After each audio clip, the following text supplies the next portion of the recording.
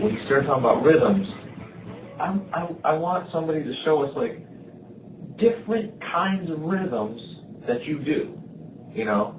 And so you showed us one that's more of a straight da-da-da-da-da rock rhythm. This with the finger picking. And then I was going to ask you about like a song like Sleeper Coach, which is more of a riff-based kind of rhythm. Yeah, well now I would call that a rock and roll train beat, even though it's not.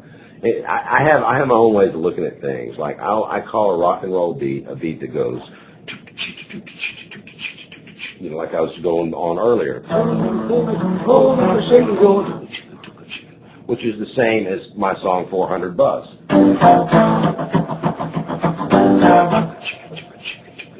Well, $400 is a punk rock song to most people, but it's just like a whole lot of shaking, or Sleeper Coach Driver.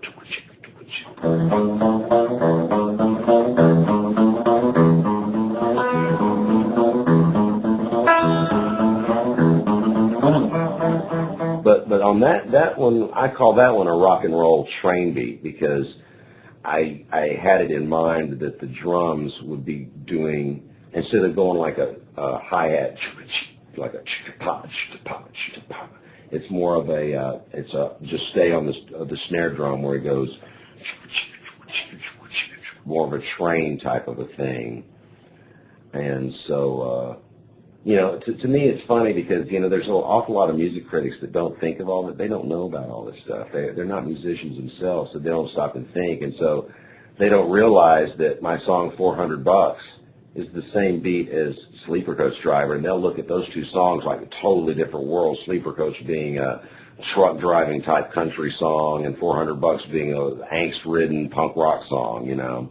But, you know, I think about that stuff, and I think for my band that's one of the keys to my writing, too, is that I'll stop and I'll think, well, you know, dang, you know, we've got all these new songs, but we don't have one rock and roll beat yet. You know, we need at least 2 rock and roll beats, you know. So the rock and roll beats, are we going to use those for a more punk rock song or a country song or a more of a Jerry Lee Lewis rockabilly or what, you know. So, you know, and in that respect, that does kind of give an evenness to all of our albums. You know, people say, well, this album is really different.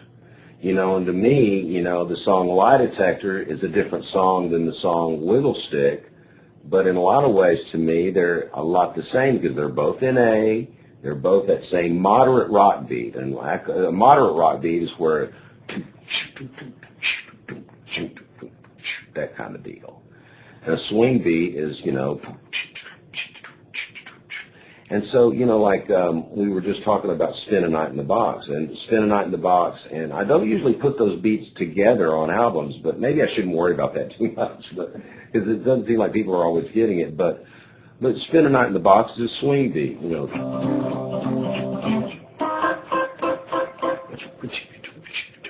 Well, the next song after that on our new one, Big D Boogie Woogie that I just showed you, that's a swing beat too. Except it's a little bit more of a John Lee Hooker style boogie woogie swing.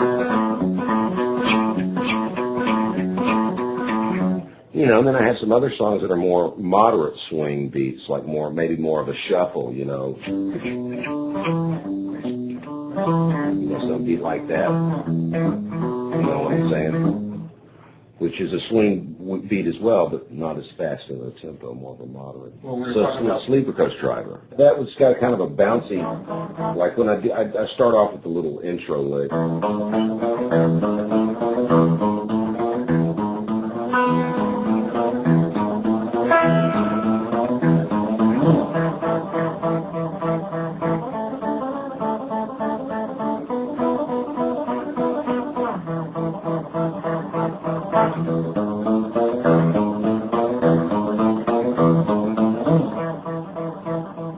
Notice how I'm quiet. I played this part pretty quiet because when I'm singing, you know, I don't want to be over here going. And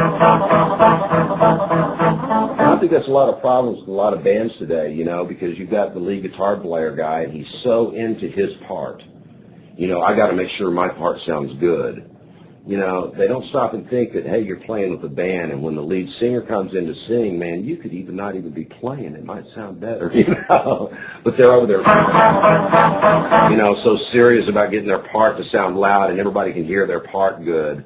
And it's really a lot more important that every note of the lead singer's, that he's trying to do gets across. So, I kind of am able to do that since I am the guitar playing lead singer.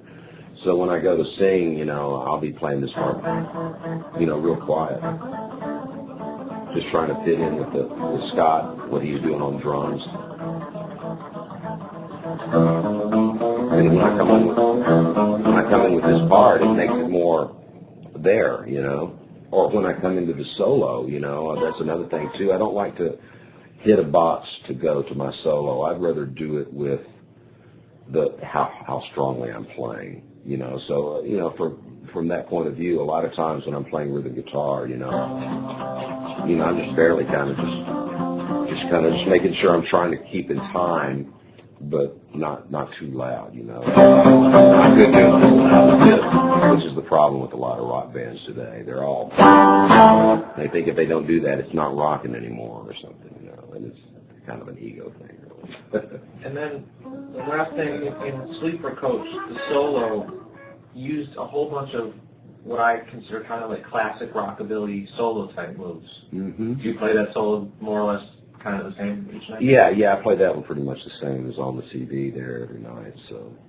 Can you show some of those things? Well, okay, sure. Let's see. That one starts off with I kind of do this kind of do a truck sound, but I do it with my foot volume pedal. But so let me see.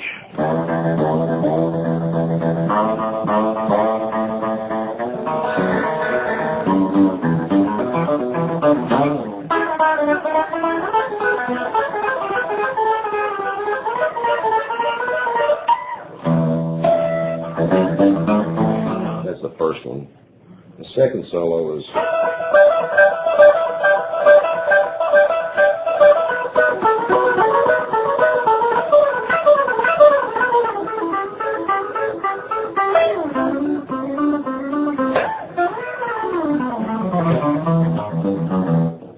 That descending riff, it sounds like so much going on. Yeah. What are you doing in the regular? Well, I'm trying to.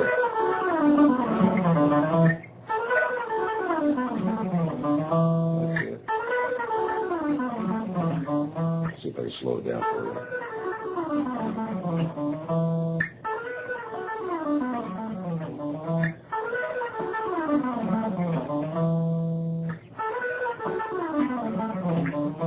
I think that's more like it.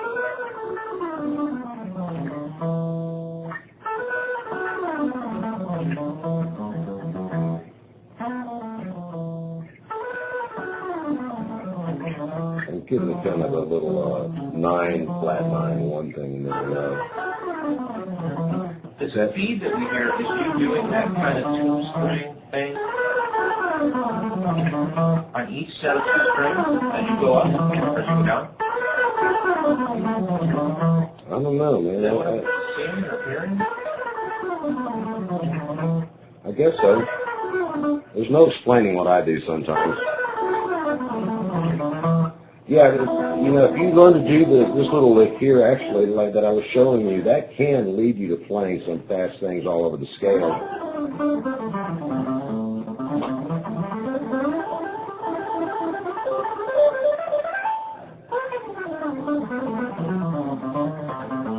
So, some of the stuff, it just goes by so fast, man. You try to slow it down, But, the way you learn to do stuff like that is, originally, I'd sit there and do it slow.